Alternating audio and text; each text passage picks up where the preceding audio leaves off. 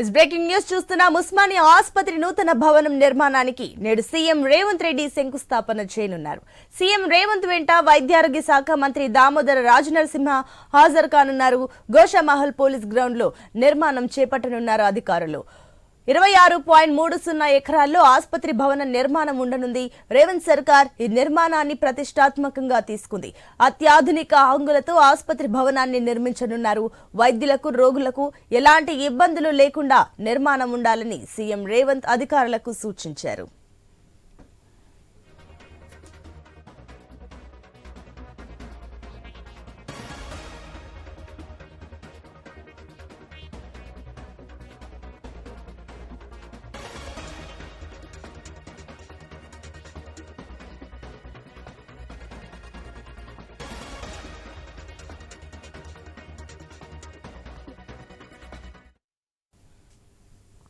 ఉస్మానియా ఆసుపత్రి నూతన భవనం నిర్మాణానికి నేడు సీఎం రేవంత్ రెడ్డి శంకుస్థాపన చేయనున్నారు.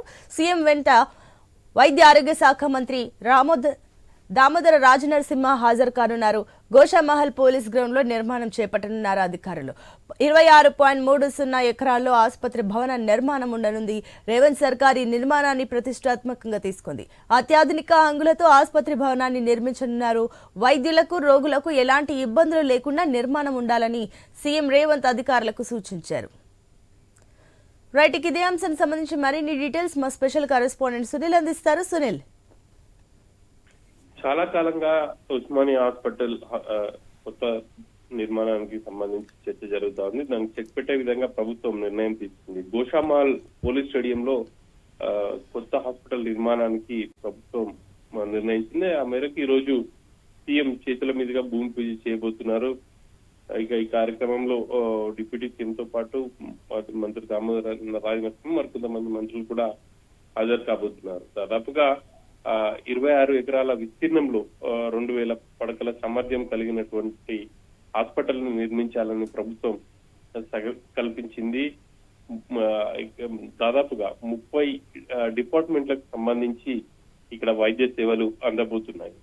ఈ చాలా రోజులుగా ఉస్మానియా హాస్పిటల్ సంబంధించి ఈ చర్చ అయితే జరుగుతుంది. వాటన్నిటికీ చెక్ పెడుతూ ప్రభుత్వం ఈ నిర్ణయం తీసుకుంది అని చెప్పేసి చెప్పుకోవాలి. ఇక రోగులకు కావచ్చు, అదేవిధంగా హాస్పిటల్ కు సిబ్బంది, స్టాఫ్ ఎవరికి ఇబ్బందులు లేకుండా ఆధునిక సౌకర్యాలతో ఈ నిర్మాణాన్ని అయితే చేపట్టబోతున్నారు. రానున్న 100 ఏళ్ల అవసరాలకు తగ్గట్టుగా ఉస్మానియా ఆసుపత్రి నిర్మించాలని చెప్పేసి సీఎం ఆదేశించారు. ఆ మేరకు అధికారులు అన్ని ఏర్పాట్లు చేశారు అని చెప్పేసి చెప్పుకోవాలి. ఆ నమూనాకు సంబంధించి కూడా రాత్రి విడుదల చేశారు.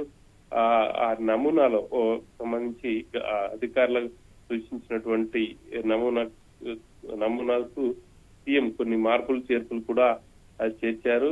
హాస్పిటల్ కు వచ్చే రోగులకు ఎటువంటి ఇబ్బందులు తలెత్తకుండా తగిన జాగ్రత్తలు అయితే తీసుకునే విధంగా ఈ నిర్మాణం ఉండబోతుంది.